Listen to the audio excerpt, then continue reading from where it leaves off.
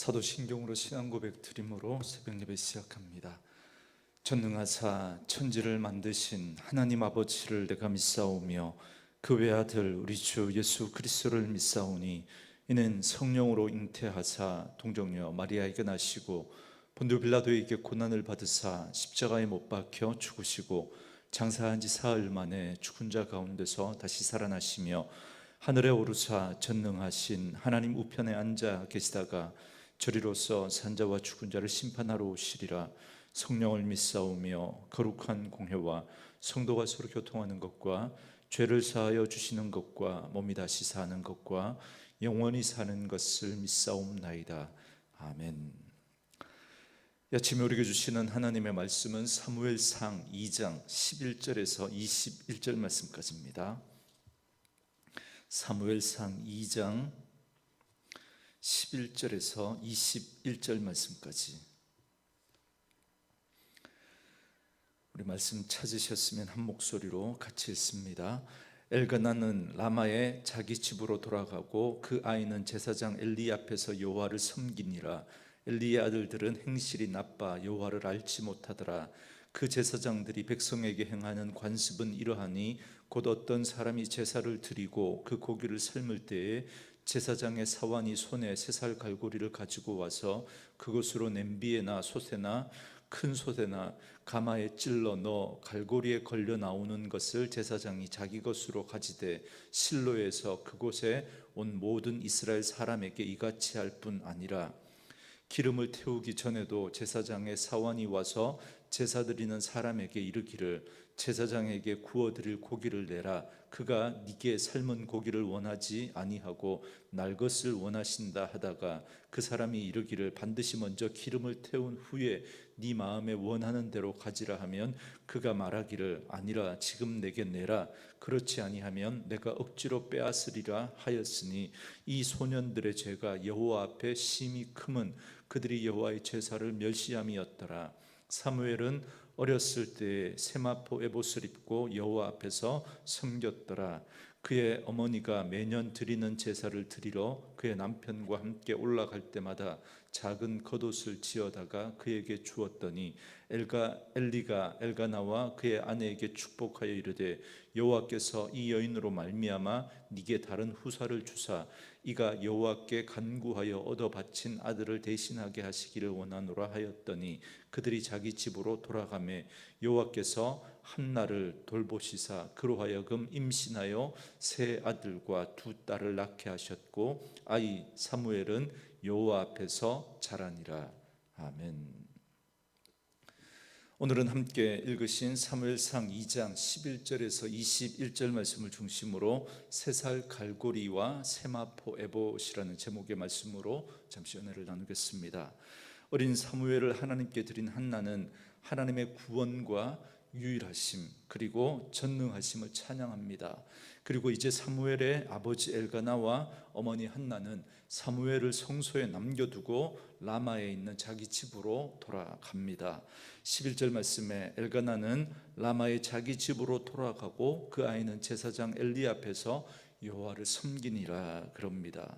이제 막 젖을 땐 만 3살에서 5살 사이에 어린 아이임에도 불구하고 사무엘은 제사장 엘리 앞에서 여호와를 섬기기 시작했습니다. 비록 한나는 구원의 기쁨을 노래했지만 왜 그녀의 가슴에 고통이 없었겠습니까?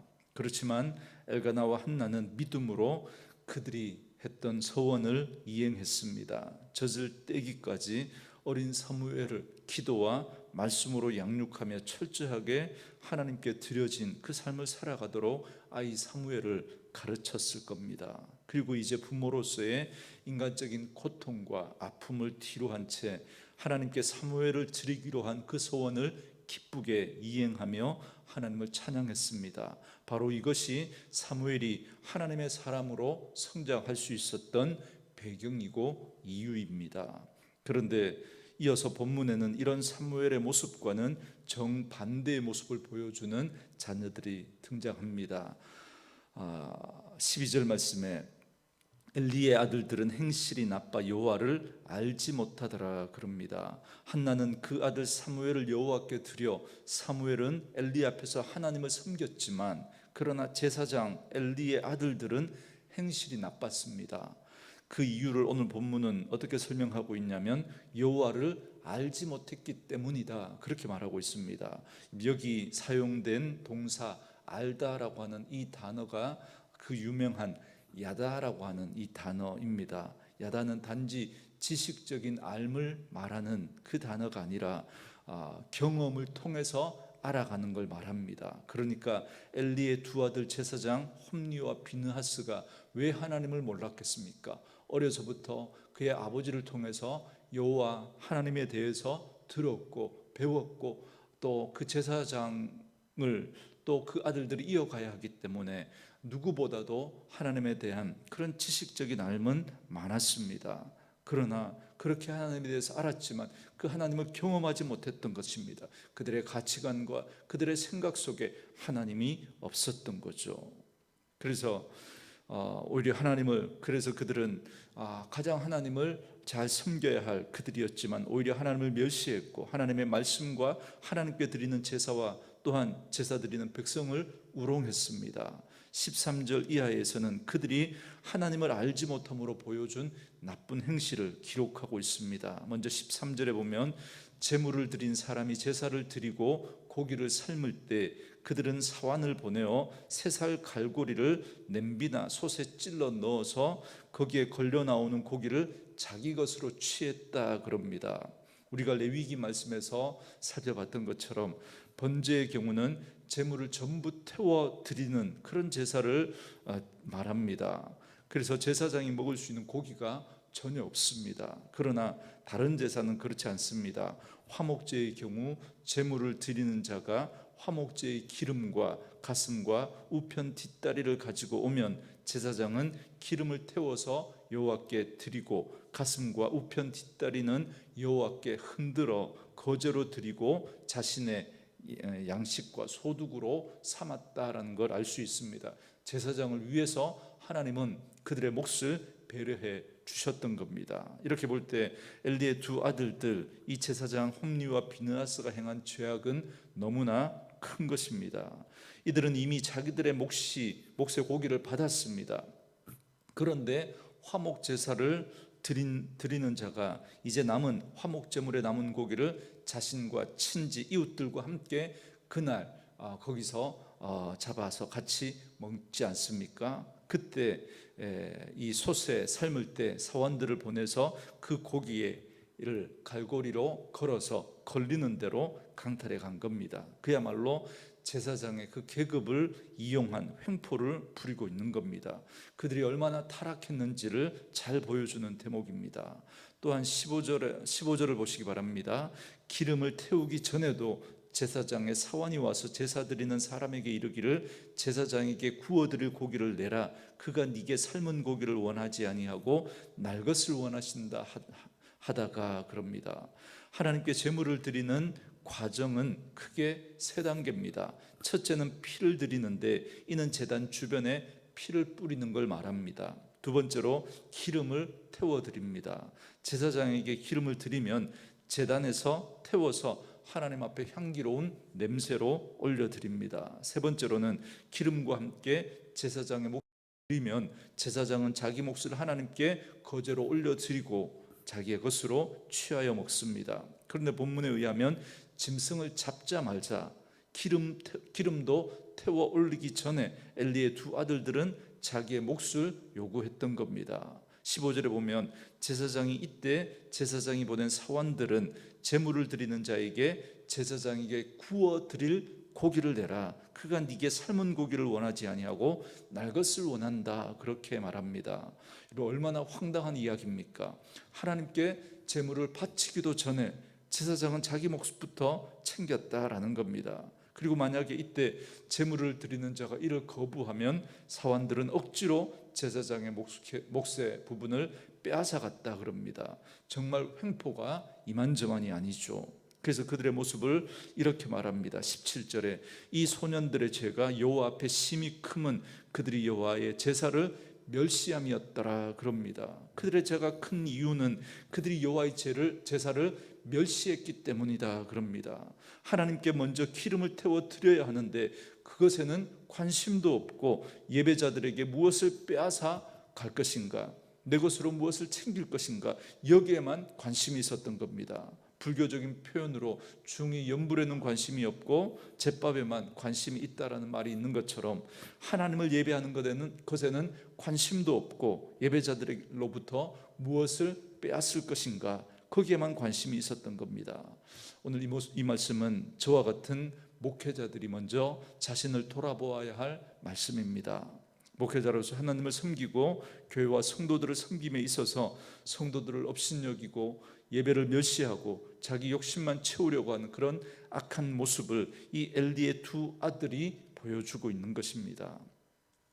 그리고 이제 초점은 다시 사무엘에게로 옮겨집니다. 18절 말씀에 사무엘은 어렸을 때 세마포 에봇을 입고 여호와 앞에 섬겼더라 그럽니다. 여기 사무엘이 세마포 에봇을 입었다라고 되어 있습니다.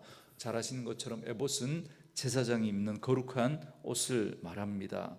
제사장은 25세 이상이 되어야 하나님의 전에서 봉사할 수 있었는데 레위인의 자녀로서 평생을 여호와께 드림이 된 사무엘은 어린 나이였음에도 불구하고 제사장이 입는 에봇을 입었습니다. 이미 제사장 엘리를 도와서 제사장의 임무를 배우고 또 훈련하면서 수행하고 있었다라는 걸 알 수 있습니다. 그리고 19절에 보면 어머니 한나는 매년 드리는 제사를 드리러 올라올 때마다 사무엘에게 맞는 겉옷을 지어 주었습니다. 그러니까 한나는 사무엘이 한 해 동안 이만큼 자랐겠지 그렇게 생각하면서 제사장이 입는 겉옷을 지어서 그것을 가지고 올라간 것입니다.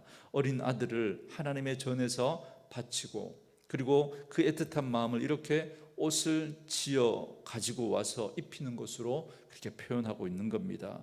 그러면서 한나가 얼마나 그 아들을 위해서 기도했겠습니까?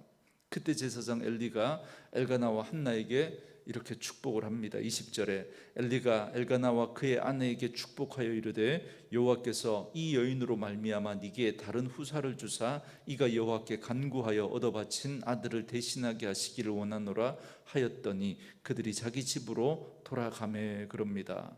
엘가나와 한나는 그들 사이에 다시 아이가 생기지 아니하여도 그 일로 다시 서원하기를 한다든지 그 일로 제사장 엘리와 대화를 나누고 기도 요청을 했다는 그런 기록은 없습니다. 대신에 이 부분은 사무엘을 위해서 기도하고 그가 하나님의 전에서 잘 자라는 데 기쁨을 가지고 있었습니다. 그런데 제사장 엘리가 보는 눈이 있었죠. 그래서 비록 엘가나와 한나가 아이를 더 낳게 해달라 그렇게 부탁한 건 아니지만 그들이 하나님 앞에 그들을 축복합니다. 그래서 엘리와 엘가나가 집으로 돌아가서 그 사무엘을 대신해서 하나님께서 그들에게 후사를 허락해 주시게 됩니다. 21절에 보면 이후에 엘가나와 한나는 세 아들과 두 딸을 더 낳습니다. 이는 하나님께서 한나를 돌아보셨기 때문이다 그렇게 말합니다. 이처럼 아이를 낳지 못하던 여인 한나는 사무엘을 비롯해서 사남 2녀의 자녀를 낳는 축복을 누리게 된 것입니다. 여러분 오늘 말씀을 통해서 우리는 사무엘과 엘리의 두 아들들의 대조되는 그런 모습을 우리는 살펴볼 수 있었습니다. 엘리의 아들들은 여호와를 알지 못하는 그야말로 행실이 나쁜 행악자들입니다. 이와 같이 우리 자녀들이 하나님을 알지 못하는 것이야말로 우리 집안 최대의 위험이고 또 최악의 불행이라는 사실을 우리 다시 한번 기억해야 합니다. 어릴 때 하나님을 경외하는 법을 제대로 배우지 못하면 어느새 자라서 부모의 품에 벗어나기 시작하면 여러분 이미 그때는 늦습니다. 하나님의 은혜와 복이 우리 가정과 집안을 떠나버리고 마는 것이죠. 그렇지만 오늘 사무엘의 가정을 보시기 바랍니다. 비록 어린 사무엘을 부모 품에서 떠나보냈지만 하나님을 경외하는 자녀로 그를 세웠습니다. 그랬더니 그 가정에 3남 2녀의 복을 더하여 주셨습니다. 그러므로 부모로서 자녀들에게 믿음을 심어주는 그 일이야말로 우리 부모의 가장 큰 사명이다라는 사실을 기억하고 더욱 자녀들을 위해서 기도하고 자녀들을 믿음으로 잘 이렇게 심을 수 있기를 주님의 이름으로 축원드립니다. 그래서 우리 자녀들이 하나님을 아는 자녀들, 하나님을 온전히 경외하는 그러한 자녀들이 되어서 우리 가정이 사무엘의 가정과 같이 믿음의 자녀, 믿음의 복을 그렇게 누리는 그런 가정으로 세워질 수 있기를 주님의 이름으로 축원합니다. 오늘 주신 말씀 묵상하시면서 이 찬양 함께 들으시고 기도하는 시간 갖도록 하겠습니다.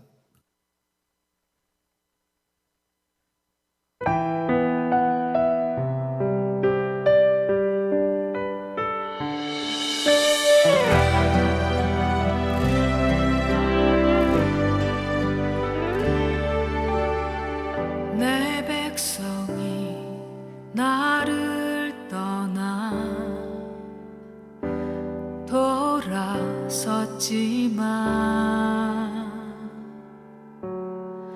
내 사랑이 내 백성을 포기 못하니 내